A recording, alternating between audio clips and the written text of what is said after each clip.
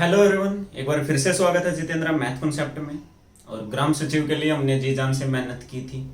Question भी बहुत ज़्यादा आसान आ गए थे, मतलब बहुत ही ज़्यादा आसान। लेकिन वहाँ प्रॉब्लम नहीं हुई। प्रॉब्लम तब हुई जब पेपर लीक हुआ और बहुत सारी जगह पे बहुत सारे लोग गिरफ्तार हुए। और अब फाइनली आपका जो ग्राम सचिव का पेपर है वो कैंसिल हो गया है। तो इसको अब देखते हैं ये कब होने वाला है। लेकिन अब जो टारगेट है, कुछ और एचएसएससी के एग्जाम्स हैं, जैसे अभी कुछ एग्जाम्स आपके ये लैब अटेंडेंट के या फिर आंगनवाड़ी सुपरवाइजर के, ये भी आपके पोस्टपोन्ड हो गए हैं, तो ये भी आने वाले हैं। तो उसके हिसाब से, और जो कांस्टेबल वाला तो हमारा आने ही वाला है। तो इसके लिए अभी जो सिलेबस है वो बहुत वास्ट है। अभी जो हम करने वाले हैं टारगेटेड, जैसे बहुत सारे चैप्टर मैंने ऑलरेडी करवा दिए हैं जिनको दोबारा इतना ज़्यादा डिटेल में करने की ज़रूरत नहीं है। कुछ चैप्टर ऐसे हैं जिनको बेसिक उनका क्लियर करवाया गया था, लेकिन उनको बहुत ज़्यादा डीप में नहीं करवाया गया था, जैसे कि स्टैटिस्टिक्स जो है अब हम अभी करने वाले हैं। क्योंकि इसके आपने देखा होगा पिछले जो एग्ज़ाम हाँ आपके पुलिस के जितने भी एग्ज़ाम हुए हैं और उसके अलावा और बाकी जो एग्ज़ाम्स हैं उनमें आपको एक आध क्वेश्चन देखने को मिल ही जाता है। एस्टेट में भी आया था, ठीक है। तो इसलिए अब जो रिमेनिंग चैप्टर्स हैं, इसके अलावा अब जो फोकस जो रहेगा, जैसे एनसीईआरटी के जो चैप्टर्स हैं जो हम कर रहे हैं, प्रैक्टिस सेट जिस हिसाब से हम कर रहे हैं वो करते ही रहेंगे। उसमें कोई चेंज नहीं होगा कि ऐसा नहीं है कि ये क्वेश्चन पेपर थोड़ा आसान आ गया था तो बाकी सारे भी आसानी आने वाले हैं। और अच्छी बात है अगर आने वाले हैं तो मैं बोलता हूँ कि अच्छी बात है।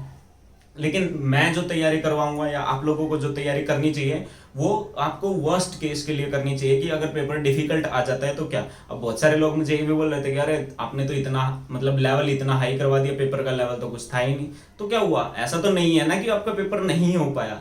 अरे अच्छी बात है कि चलो मैंने एक अच्छे लेवल तक के क्वेश्चन आपको करवा दिए, लेकिन पेपर में क्वेश्चन का लेवल बहुत लो था। तो वो लो इसीलिए था कि आपको सब आता था। तो बात ये है कि हम लेवल की जो तैयारी वो इस हिसाब से करके चलें कि अगर पेपर टफ बनता है तो उस टाइम भी आपको सारे क्वेश्चन आने चाहिए। ऐसा नहीं है कि अभी आसान आ गया था, सब बहुत उछल रहे थे। और अभी जैसे बहुत सारे लोग, जैसे मैंने कट ऑफ का जब एक वीडियो डाली थी तो उसमें बहुत सारे लोग बोले अरे इतनी कट ऑफ कैसे जाएगी, इतने नंबर किसके। अभी पेपर कैंसिल होने के बाद मेरे पास कम से कम भी 15 से 20 ऐसे लोगों के मैसेज और फोन आए जो बोल रहे थे अरे सर मेरे तो 80 से ज्यादा नंबर बन रहे थे। और पहले ये वाले लोग दुबक के बैठे हुए थे, किसी को कुछ नहीं बोल रहे थे। तो होता है, कट ऑफ बहुत जाती है। और इसका मेन रीजन ये भी है तो कि आपके जो चलो बच्चे तैयारी कर रहे हैं, जितने पढ़ रहे हैं, स्कोर कर रहे हैं, वो अच्छी बात है। लेकिन उसके अलावा जो फ्रॉड हो रहे हैं ये नहीं रुकेंगे तो कट ऑफ ऐसे ही जाती रहेगी, इसमें कोई दो राय नहीं। और इसके लिए अभी कोई नियर फ्यूचर में कोई समाधान नहीं दिख रहा है। कुछ लोग कह रहे हैं कि पेपर ऑफलाइन नहीं होना चाहिए, ऑनलाइन होना चाहिए। तो ये तो आप बहुत अच्छी बात कर रहे हो उनके लिए जिनको फ्रॉड करने हैं।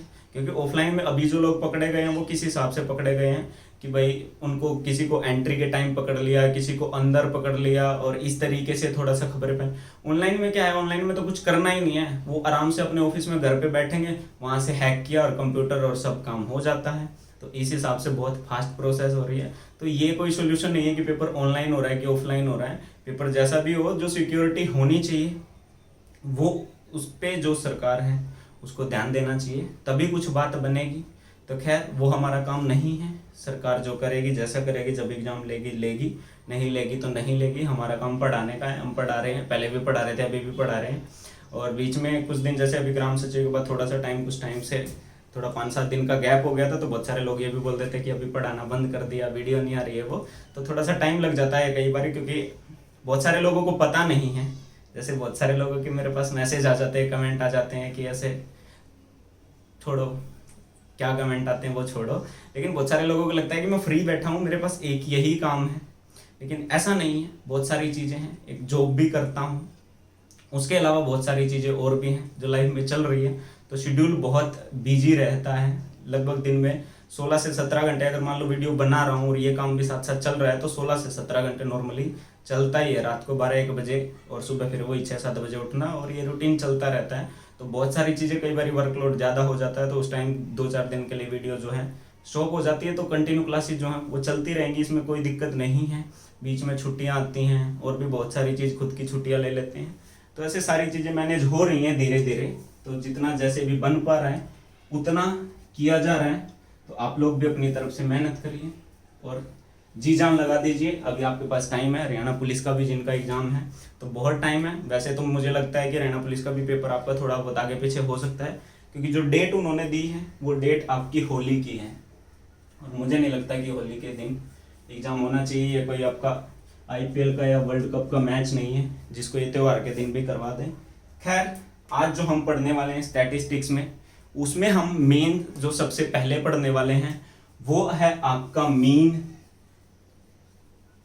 ठीक है, जो मध्य है इसके बारे में जानने वाले हैं। ये होता क्या है, कितने तरीके से ये निकाला जा सकता है, किस तरीके के इस पे क्वेश्चंस आते हैं, तो इसका जो कॉन्सेप्ट है बेसिकली वो आपको क्लियर करवाया जाएगा। बहुत सारे लोग ये भी बोल देते हैं कि बेसिक चीजें बताने के बजाय थोड़ा सा फर्स्ट पढ़ा लो, थोड़ा जल्दी कर लो, लेकिन बहुत सारे लोग ऐसे हैं जिनको बेसिक चीजें नहीं पता होती। और मेरा हमेशा से पढ़ने का भी और पढ़ाने का भी यही तरीका रहा है कि जो बेसिक चीजें हैं वो आपको क्लियर करवाई जाएं, क्योंकि अगर क्वेश्चन इधर से उधर भी हो तो उस टाइम पे आपको बेसिक चीजें काम आती है, ना कि आपके रटे रटाए क्वेश्चंस।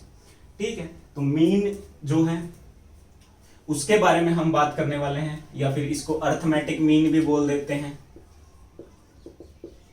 ठीक है, और इसी को यही एक आपकी एवरेज भी सेम ही चीज है। तो एवरेज मैंने पढ़ा रखा है, एवरेज की कुछ चीजें हम यूज करेंगे यहाँ पे।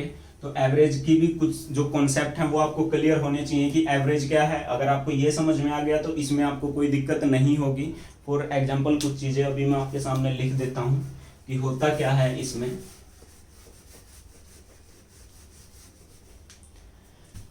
कि मैं मान लेता हूं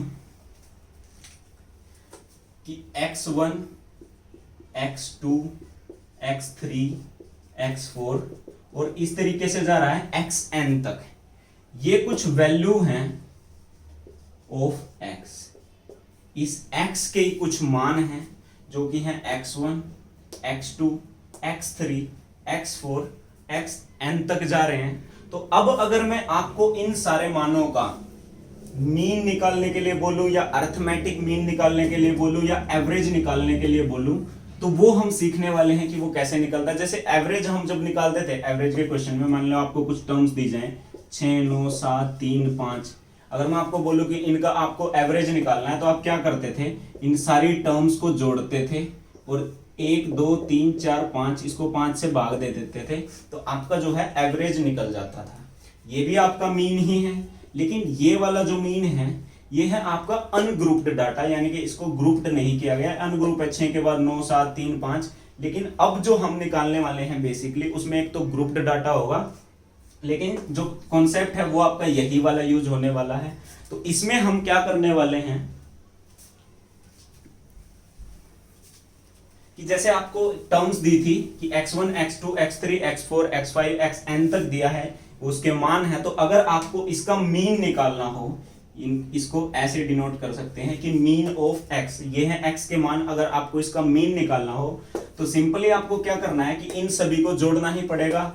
यानी कि मैं ऐसे लिख सकता हूं sigma of i is equal to 1 to n xi।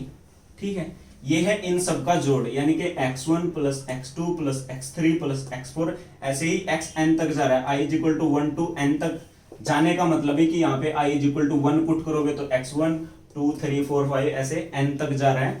यानी कि इन सब का जोड़ डिवाइड बाई n, जो कि इसमें टोटल जो है n टर्म्स हैं, आप देख पा रहे होंगे 1 से n तक जा रहा है। तो ये होता है आपका अर्थमेटिक मीन, या फिर इसको मीन लिख लो या फिर एवरेज लिख लो कि वो होता है आपकी जितनी भी टर्म्स हैं उन सभी का जोड़ और उसमें आपका डिवाइड बाई जितनी भी वो टर्म्स हैं। इसी को जब आप एवरेज में पढ़ते थे तो आप लिखते थे sum of observations divide by number of observations. ठीक है, इसी को लिखते थे आप पदों का योग डिवाइड बाई पदों की संख्या। वही सेम चीजें हैं। मेन बात ये जो है वो आपको याद अगर रहेगी तो इसमें आपको किसी भी तरीके का क्वेश्चन दे दिया जाए तो आपको कोई प्रॉब्लम नहीं होने वाली है। आपका ये वाला जो कॉन्सेप्ट है बस वो क्लियर होना चाहिए। बाकी की जितनी भी चीजें हैं वो सारी चीजें इसी से आपकी निकल के आ जाएंगी। क्वेश्चंस हम करेंगे। मेन बात है कि आपको ये याद रखना है कि हमें जितनी भी टर्म्स हैं उन सबका जोड़ और डिवाइड बाई वो n, तो ये हमें निकालना पड़ेगा और ये हमें निकालना पड़ेगा। अब ये कैसे निकलेगा वो हम एक क्वेश्चन से देखने वाले हैं। ठीक है, तो जैसे पहला क्वेश्चन, एक क्वेश्चन आप लोगों के लिए मैं लिख देता हूं कि जो क्वेश्चन है फर्स्ट वो है आपका, आपको x दिया है कि वो 10, 30, 50, 70 और 89। एफ जो है वो आपको दिया है 7, 8, 10, 15 और 10। इसका आपको निकालना है कि जो मीन है वो क्या होगा। सिंपल सा क्वेश्चन है। तो अब कुछ चीजें हैं जैसे आपने लिखी देखी, ये है आपका x, यानी कि x के जो जो मान यहाँ पे लिखे हुए हैं एक्स आई, अगर इसको मैं लिख दूं, इसको मैं एफ आई अगर लिख दूं तो ये है x के मान 10, 30, 50, 70 और 89। ये एफ आई जो लिखा हुआ है ये है फ्रीक्वेंसी। फ्रीक्वेंसी का मतलब है कि अगर मैं 10 की बात करूं ये, तो ये 10 जो है वो उस टोटल डाटा में 7 बार आया है, यानी कि इस 10 की इस टोटल डाटा में जो आने की जो फ्रीक्वेंसी है वो 7 है। यानी कि ये जो डाटा आप सामने देख पा रहे हैं ये है आपका ग्रुप्ड डाटा। इसको अच्छे से सीक्वेंस में लगा के आपको दिया गया है, लेकिन अगर इसको अनग्रुप्ड में ऐसे लिख दिया जाता कि इन सबको मिक्स करके लिख दिया जाता तो उसमें 10 जो है वो 7 बार लिखा होता। ये है एफ आई, यानी कि इसकी जो फ्रीक्वेंसी है, यानी कि 10 जो है वो 7 बार आया है। इसी तरीके से 30 जो है वो 8 बार आया है, 50 जो है 10 बार और 70 15 बार और 89 10 बार आया है। अब बात करते हैं, हमें जो चीज चाहिए वो चाहिए कि पदों का योग, यानी कि उनका जो जोड़ है, और डिवाइड में चाहिए उनके टर्म्स। अगर टर्म्स की बात करूं तो यहाँ पे मेरे पास कितनी टर्म्स हैं, 15 और 10 25 और 10 35 और 8 43 और 7 50। मेरे पास n का तो मान आ गया कि जो टोटल टर्म्स हैं वो 50 आएंगी। इनको मत जोड़ लेना, ये है इनकी फ्रीक्वेंसी, यानी कि 10 7 बार आया है, 30 8 बार आया है, तो ये है इनकी फ्रीक्वेंसी। यहां से आपका आएगा n जो कि है 50। अब मुझे चाहिए उनका जोड़। अब 10 जो है वो 7 बार आया है, यानी कि मैं टोटल इस 10 का जोड़ बोलूं तो वो आएगा आपका 10 सते 70। यहां से मेरे पास निकल के आता है तीसरा जो रो, वो आता है एक्स आई एफ आई, यानी कि इन दोनों की प्रोडक्ट कर लो, वो हो जाएगा आपका 70, 240, यहां से आ जाएगा ये 500, यहां से आ जाएगा 15 सते 105, 1050 और यहां से आ जाएगा 890। ठीक है। अब इनको जब आप जोड़ोगे तो ये है आपका टोटल सम, यानी कि 10 7 बार था तो इनकी मल्टीप्लाई हमने कर दी। अब इनको जब आप जोड़ोगे तो ये आएगा 0, 7 और 4 11 और 5 16 और 9 25, ऐसे लगे 2, 8 और 2 10 और 5 15 और 2 17, 1 और ये हो गया 2, 1 और 1 2, यानी कि जो जोड़ है वो हमारा आ गया 2750। मेरे पास n जो है वो था 50, तो यहाँ से जो मीन है वो मैं आपको पूछूंगा, तो वो आपका हो जाएगा 2750 डिवाइड बाई 50, तो ये आ जाएगा आपका 55।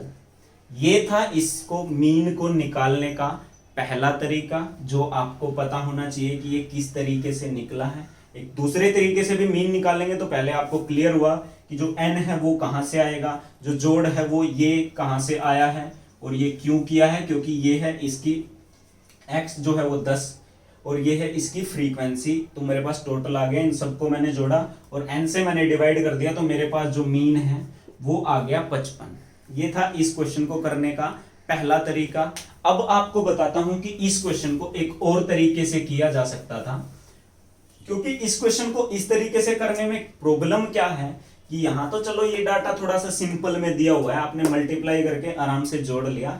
यही डाटा अगर कॉम्प्लिकेटेड करके दे दिया जाता, बहुत बड़ी बड़ी टर्म्स अगर दे दी जाती, तो मल्टीप्लाई करने में और इनको जोड़ने में कई बार आपको थोड़ी सी प्रॉब्लम आ सकती है। तो प्रॉब्लम ना आए कई बार, तो उसके लिए एक दूसरा तरीका बता देता हूं आपको कि क्वेश्चंस को आप किस तरीके से कर सकते हो। इसी क्वेश्चन को बता देता हूं। जब हमने एवरेज पढ़ा था तो एवरेज में जब मैंने आपको एवरेज निकालनी सिखाई थी तो मैंने आपको एक चीज बताई, एक जैसे कुछ डाटे हमने जब किए थे कि 2 नंबर हैं उनका जो एवरेज है ये है, 5 का ये है, 7 का ये है, सबका मिला के क्या होगा, तो उसमें मैंने आपको मानना सिखाया था कि आप एवरेज किस हिसाब से मान सकते हो। सेम आप यहाँ पे कर सकते हो। वो आप कैसे कर सकते हो, क्या कोई भी एक टर्म जो आपका दिल करे, 10 20 50 100 500 1000 5000 कुछ भी जो आपका दिल करे वो आप मान लो एक मीन, जिसको मैं ए लिख रहा हूं फिलहाल क्योंकि ये फाइनल मीन हमारा नहीं है।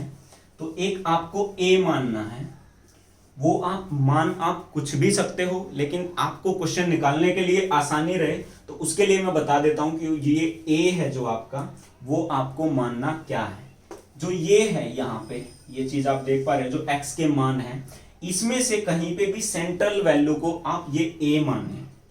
यहां से आप जैसे 10, 30, 50, 70 और 89 जो है, इसमें आप देख पा रहे होंगे जो 50 है वो बिल्कुल सेंटर में है, यानी कि इससे ऊपर भी है, इससे नीचे भी जो ये टर्म्स हैं। तो सेंट्रल वैल्यू को आप जो है वो मान ले कि यही है आपका जो अर्थमेटिक मीन है जो होने वाला है। अब मैंने आपको एवरेज में बताया था कि अब आपने जो a = 50 माना है, अब दो केस हो सकते हैं कि या तो यही हमारा फाइनल आंसर निकल गए, या फिर इसमें से कुछ घटे या फिर कुछ बढ़े। इसमें या तो कुछ जुड़ के आएगा या फिर कुछ घट के आएगा। अब इसमें क्या जुड़ेगा और क्या घटेगा वही हम निकालने वाले हैं। तो एवरेज में ही हमने पढ़ा था, अब हम उसको करने वाले हैं यहां पर। तो अब आपने क्या किया, एक ए माना है जो कि है आपका 50। तो अब आपको एक कॉलम बनाना है xi - a, जिसको D1 भी बोलते हैं। ठीक है, ये नाम आप कुछ भी रख सकते हो, नाम में कुछ नहीं रखा, काम में रखा है। ये नाम आप अमन, सोनिया, प्रीति कुछ भी लिख लो, ये सब में सेम है, कोई दिक्कत नहीं है। तो ये मैंने DI लिखा है। तो अब आपने क्या किया, ये A माना है, तो इस A को इसमें से घटाना है, यानी कि 10 में से 50 गया, -40। ठीक है, कहने का मतलब है मैं ये भी कह सकता हूं कि इस 50 से ये कितना कम है, 40 कम है, तो कम है तो माइनस का साइन है। इसी तरीके से 30 जो है इससे 20 कम है, तो ये आएगा आपका -20। जो 50 है वो तो 0 ही आ जाएगा। 70 इससे 20 ज्यादा है तो यहाँ पे 20 प्लस का आएगा। जो 89 है वो इससे 39 ज्यादा है, तो ये आ जाएगा 39।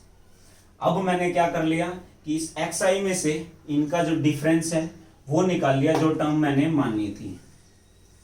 लेकिन ये मैंने इस एक टर्म के लिए निकाला है, लेकिन जो 10 है वो 7 बार आया है। तो जिस तरीके से हमने एवरेज में किया था कि अगर ये 40 कम है इससे, तो टोटल जो 7 बार ये आया है, तो इसका मतलब ये 7 बार 40 कम होगा। तो टोटल कम या ज्यादा निकालने के लिए अब मुझे एक और कॉलम बनाना है, वो है आपका fi और di। तो इसकी और इसकी मल्टीप्लाई करो, 7 चौक 28, 280, 8 दूनी 16, माइनस का 160, ये तो आपका 0 ही आ जाएगा। इसी तरीके से आपका 15 दूनी 30, 300, और इस तरीके से 39 और 10, 390। अब आप देखो कि इनका जो जोड़ है वो प्लस है कि माइनस है, क्या आ रहा है। तो यहाँ से 280, सॉरी ये 300 है, 30 नहीं है। ये जो माइनस का 280 है, अगर इसको पूरे में से जोड़ू तो इसको यहाँ से मैं घटाऊंगा तो यहाँ पे 20 बचेगा खाली। इसी तरीके से ये जो 160 है, यहां से मैं घटा दूं इस 160 को, तो ये 230 बचेगा। तो मेरे पास बचा 230 और 20, 250। ठीक है, 250 आपका प्लस का। तो अब आपको क्या करना है कि आपने जो टर्म मानी थी 50, वो 50 प्लस का ये साइन है, तो ये प्लस का 250 और डिवाइड बाई n, जो टोटल टर्म है 50। यानी कि 250 जो है वो हमारा जो माना है उस हिसाब से जब हमने निकाला तो ये ज्यादा आया है, तो इस ज्यादा को टोटल नंबर ऑफ टर्म्स में डिवाइड कर दो, ये जुड़ जाएगा जो हमने माना था 50 में। तो 50 पंजे 250 और ये आ जाएगा हमारा 55। थोड़ा सा भी समझने में हो सकता है आपको टाइम लगाओ, नेक्स्ट क्वेश्चन में जब हम इसको अप्लाई करेंगे तो इतना टाइम नहीं लगेगा। फास्ट चीजें जो होंगी वो आप कर सकते हो। तो हमारा जो आंसर है वो इस तरीके से भी 55 ही आया, या आप डायरेक्ट मल्टीप्लाई करके जोड़ के निकालोगे तो भी आपका सेम ही आएगा। तो आपके पास ऑप्शन है, आप किसी भी तरीके से कर सकते हो। मेरा काम आपको तरीके बताना कि आप किस तरीके से जो है वो मीन जो है वो निकाल सकते हो। ठीक है, उसके बाद एक क्वेश्चन करते हैं, क्वेश्चन नंबर 2 आज की क्लास का। तो वो है आपका एग्जाम्पल 2। वो क्या है कि आपको दिया है x जो है वो है आपका 3, 5, 7, 9, 11 और 13। इसी तरीके से जो fi है वो है आपका 6, 8, 15, p 8 और 4। और आपको एक और चीज दी है कि इसका जो मीन है वो है आपका 7.5। तो आपको बताना है कि जो P है उसका जो मान है वो क्या आएगा। ठीक है, तो आपको XI दिया है, FI दिया है, यानी कि इनकी फ्रीक्वेंसी दी है। तो सबसे पहले तो जो टोटल टर्म्स की मैं बात करूं वो कितनी है, 8 और 6 14, 14 और 15 29, 29 और 8 37 और 4 41 प्लस P का मान मुझे निकालना है। तो जो टोटल टर्म्स हैं वो मेरे पास है 41 प्लस P। अब पहला तरीका क्या था इस क्वेश्चन को करने का कि आप XI FI निकालो। तो वो हो गया आपका 6 3 18, 8 5 40, 15 7 105, 9P और ये 11 8 88 और दूसरा है 13 चौका 52। अब इसको आप जब जोड़ोगे तो 8 और 5 13, 13 और 2 15, 15 और 8 23, ऐसे लगे 2, 4 और 2 6 और 1 7, 7 और 8 15, ठीक कर रहे हैं क्या, 8 और 5 13 और 2 15 और 8 23, ऐसे लगे 2, 2 और 1 3 और 4 7, 7 और 8 15 और 5 20, ऐसे लगे 2, 2 और 1 3, 303 प्लस जो है वो है आपका 9P। ये आ गया इनका जोड़। अब आपको पता है कि इनका जो जोड़ है 303 प्लस 9P डिवाइड बाय जो टोटल नंबर ऑफ टर्म्स हैं यानी कि 41 plus P is equals to हमारा दिया हुआ है 7.5, यानी कि इसको मैं लिख सकता हूं 15/2। क्रॉस मल्टीप्लाई अगर मैं करूं तो ये हो जाएगा 606 प्लस 9 दूनी 18P इज इक्वल टू 15 एकम 15, 15 चौका 60 और 1 61, 615 प्लस 15P। इस 15P को इस साइड लेके आऊंगा तो मेरे पास आ जाएगा 3P इज इक्वल टू, ये हो जाएगा उस साइड जाके 9, तो P का जो मान है वो आ जाएगा मेरे पास 3। यही आपसे पूछा था इस मीन में। अब इस क्वेश्चन को दूसरे तरीके से भी करके बता देता हूं कि अगर आप इसको इस तरीके से ना करते तो दूसरे तरीके से करते तो क्या आपका आंसर जो है वो सेम ही आता। तो उस केस में मुझे क्या मानना पड़ता कि मैंने मान लिया कि चलो इनके बीच में कुछ भी है, या फिर आप नहीं भी मानो तो आपको दिया हुआ है 7.5। ठीक है, इस मीन को अगर मान के आप निकालते तो 7.5 आपको दिया हुआ है, लेकिन मैंने आपको बोला कि आपको जरूरी नहीं है कि आप 7.5 ही मानो, आपका जो दिल करे वो मानो। मैंने मान लिया कि वो 8 है इसका मीन। ठीक है, अब 8 के हिसाब से यहाँ पे क्या होना चाहिए था कि 8 मैंने मान लिया जो कि आपका यहाँ पे लाई कर रहा है। तो अब मैं अगर XI माइनस 8 निकालता हूं तो यहां से मेरे पास आ जाएगा -5, यहां से मेरे पास आ जाएगा -3, यहां से आ जाएगा -1, यहां से आ जाएगा +1, यहां से आ जाएगा +3, यहां से आ जाएगा +5। अब मैं अगर इनकी, ये है आपका D1 FI और DI की मल्टीप्लाई कर देता हूं तो ये हो जाएगा आपका 6 5 30, ये हो जाएगा 8 3 24, ये हो जाएगा -15, ये हो जाएगा आपका P, ये हो जाएगा आपका 24 और ये हो जाएगा आपका 4 5 20। अब आप अगर इनका जोड़ निकालोगे तो ये 24 से 24 कट ही जाएगा। ये है 30 और 15 45, 45 में से ये 20 जाएगा 25, यानी कि -25 और +P, यानी कि इनका जो जोड़ है वो आ जाएगा P - 25 डिवाइड बाय जो नंबर ऑफ टर्म्स हैं वो है आपका 41 प्लस P। ये आ गया। और आपको पता है कि हमने इसका माना था 8, इसको मिटा देता हूं तो हमारा एवरेज कैसे निकल के आता था कि वो 8 प्लस में आपका ये, और ये एक्चुअल में जो इज इक्वल टू है वो है आपका 7.5। तो यहां से अगर मैं इसको उस साइड लेके जाऊं तो ये मेरे पास आ जाएगा P - 25 divide by 41 plus P is equal to minus का 1/2 हो जाएगा। मल्टीप्लाई करूंगा तो मेरे पास आ जाएगा 2P - 50 is equal to -41 minus का P। इस साइड लेके आऊंगा तो मेरे पास आ जाएगा 3P, इसको उस साइड लेके जाऊंगा तो 9, तो यहाँ से भी जो P है वो 3 आ जाएगा। आप इसको 7.5 मान के करते तब भी आपका आंसर सेम ही आता।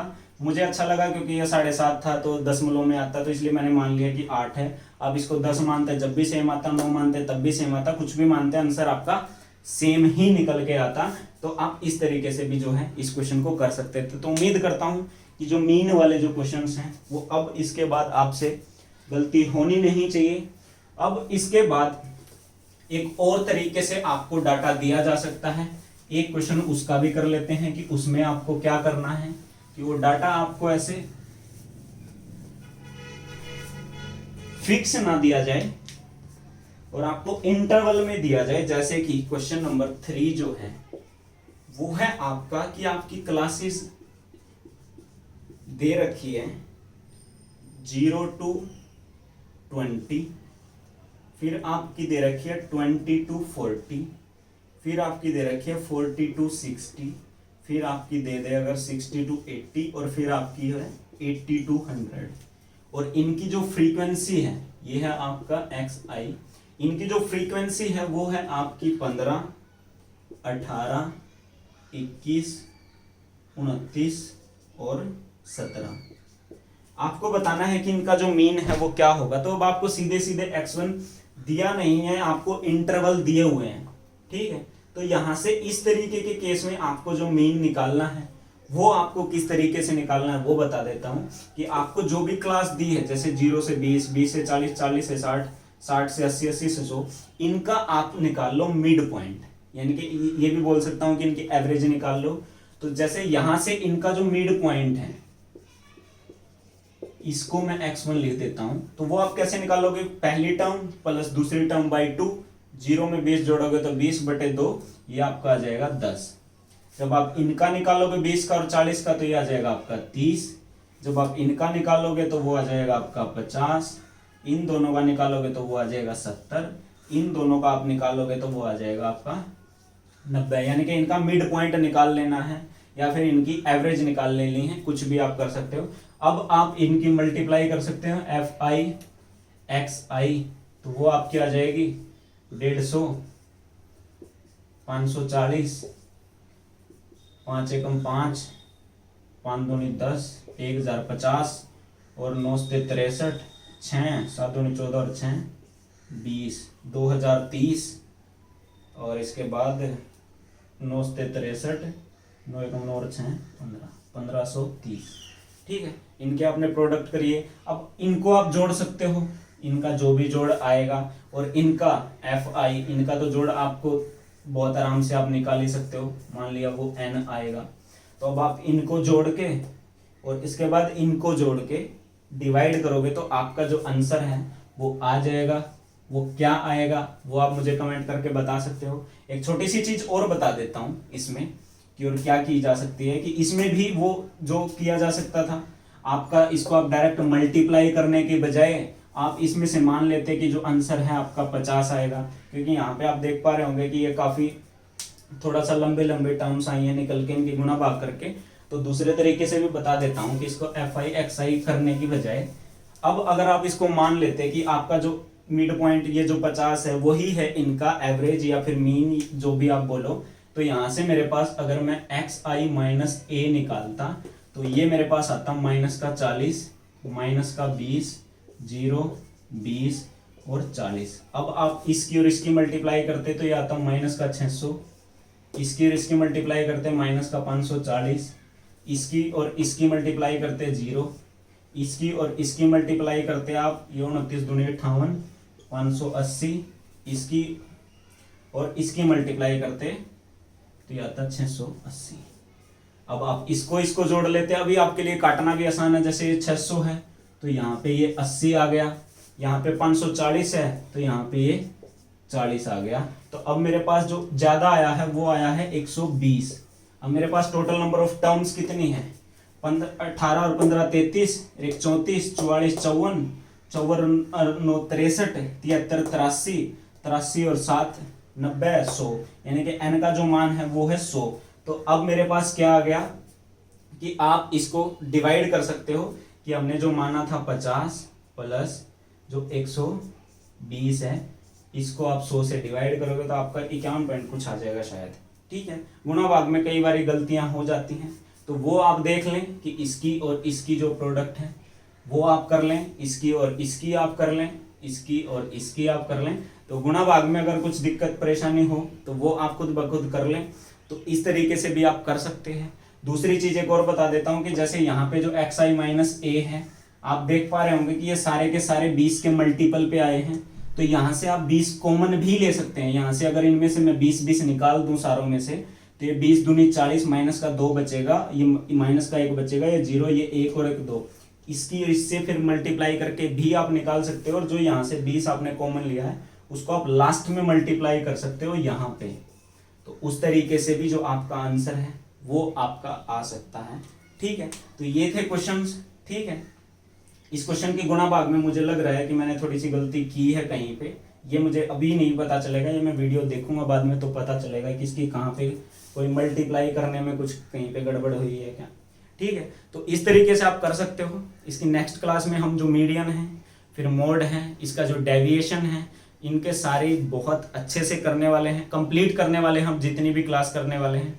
तो जुड़े रहिए और इसी तरीके से क्लासेस चलती रहेंगी। और मेरी कहीं पे भी कोई भी पेड क्लासेस नहीं चलती हैं, ना ऑनलाइन ना ऑफलाइन, जितना भी जो भी मिलेगा आपको यहीं पे मिलेगा। तो चैनल के साथ जुड़े रहिए। अगर वीडियो पसंद आती है तो लाइक करके जाइए। तो मिलते हैं नेक्स्ट वीडियो में, तब तक अपना ख्याल रखें। Bye bye, take care.